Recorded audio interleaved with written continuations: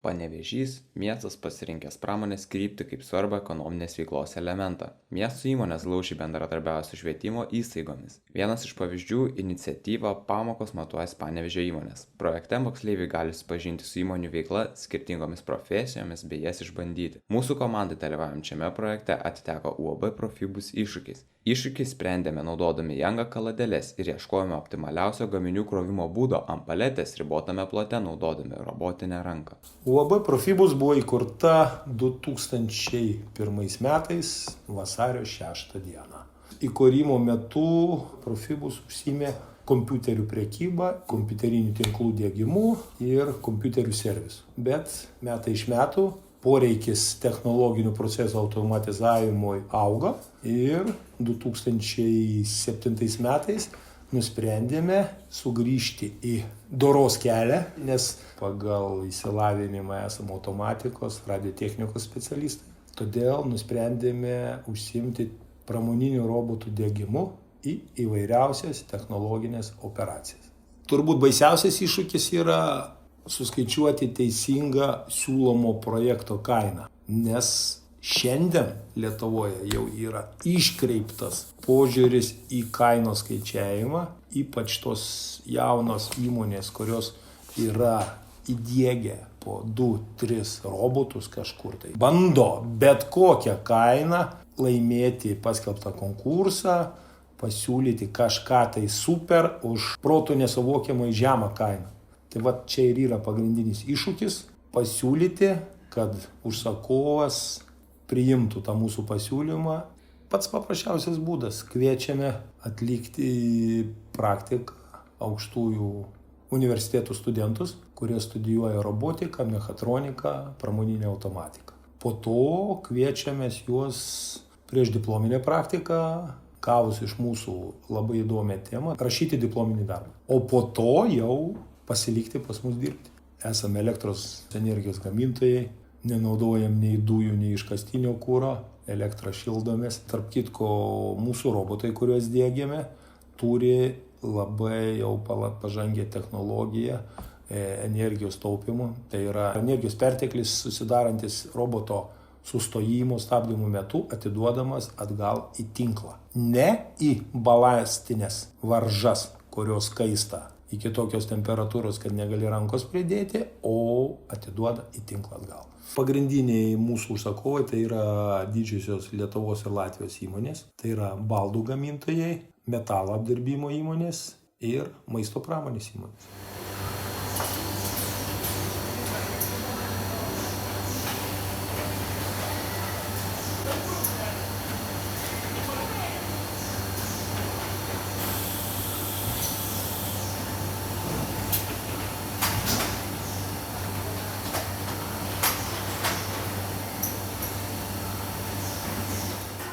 Mūsų iššūkio įgyvenimo komanda sudaryta iš žmonių, kurie domisi inžinerija, daro projektus ir nuolat dalyvauja robotikos varžybose. Emilis, mūsų programuotojas. Programuoti pradėjau 8 klasėje. Per šį laiką išmokau programuoti įvairius Lego, Arduino robotus, naudotis Google sistemomis. Visa tai privedė prie šio projekto, kuriame užimu programuotojo rolę. Ignas, projekto vaizdo įrašo kūrėjas. Labiausiai domiuosi robotika, ją lankau jau 7 metus. Patinka programavimas, 3D modeliavimas, bet šiam projekte buvau atsakingas už video kūrimo dalį. Dovydas, mechaninis inžinierius. Tai man robotikoje labiausiai patinka laisvė eksperimentuoti ir galimybė išbandyti naujus dalykus, technologijas ir vairius dizaino metodus.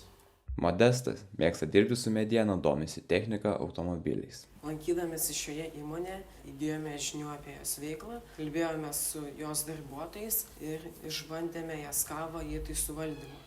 O dabar plačiau apie projektą. Mūsų užduotis buvo sukurti optimaliausią gaminių ant palečių išdėliojimą. Šį iššūkį vykdėme naudodami Dobot robotinę ranką. Mūsų sukurta programa paima kaladeles, kurios atstoja realius gaminius ant paletės ir išdėlioja jas reikiamą tvarką. Vykdant šį iššūkį mes patobulinome Steam robotinę ranką. Pradžioje robotuko ranka turėjo tik vieną siurbtuką, tai reiškia, jog ji galėjo pakelti tik po vieną kaladėlę. O mes sukūrėme 3D modelį, prie kurio pritvirtinome 2 siurbtukus. Dabar robotinė ranka geba pajudinti ne po vieną, o po 2 kaladėlės. kaladėles. Darant šį iššūkį buvo labai svarbu kuo labiau sumažinti žingsnių skaičių, norint sudėlioti skirtingas formas. Sudėlioti 8 kaladėles mums reikėjo 20 žingsnių, 11 kaladėlių 30 žingsnių ir 20 kaladėlių 40 žingsnių.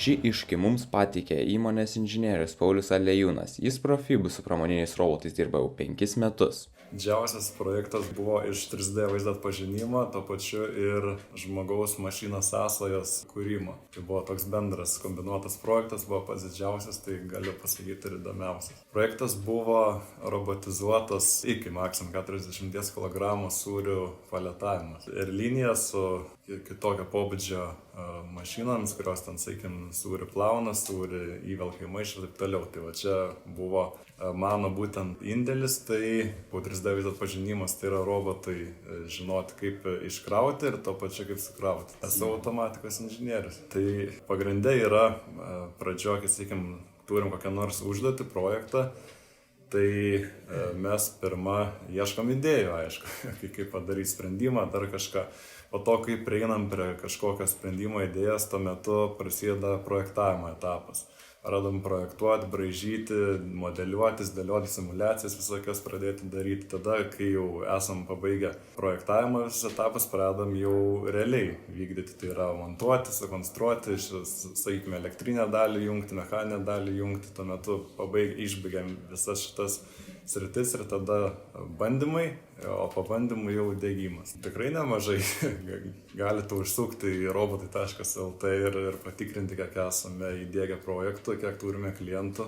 Aš esu baigęs mechatronikoje ir robotikoje Vilniaus Gedimino technikos universitete bakalauro laipsnį ir valdymo technologijas Panevėžio Kauno technologijos universiteto fakultete magistro laipsnį. Norint dirbti, laisvai užtenka bakalauro, o magistras yra kaip dar papildomų žinių šaltinis. Kas yra labai įdomu, tai kad nėra nei vieno vienodo projekto.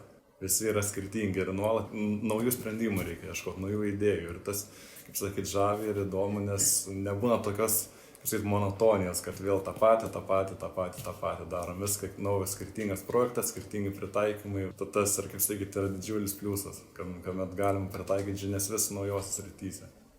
Man kaip mokytojai yra svarbu, kad mūsų miesto įmonės bendradarbiauja su švietimo įstaigomis, nes mokiniai turi realią galimybę išbandyti veiklas įmonėse, pamatyti, kaip jos dirba. Mūsų komanda domisi inžinerija, todėl ir iššūkį pasirinkome tikslingai. Tikslingas domėjimasis gali padėti tvirtą pagrindą mokinių pasirinkimui. Rinktis inžineriją gali būti svarbus žingsnis į įdomią ir perspektyvią karjerą, kuri leistų jiems dalyvauti įvairiuose projektuose bei formuoti ateities technologijas.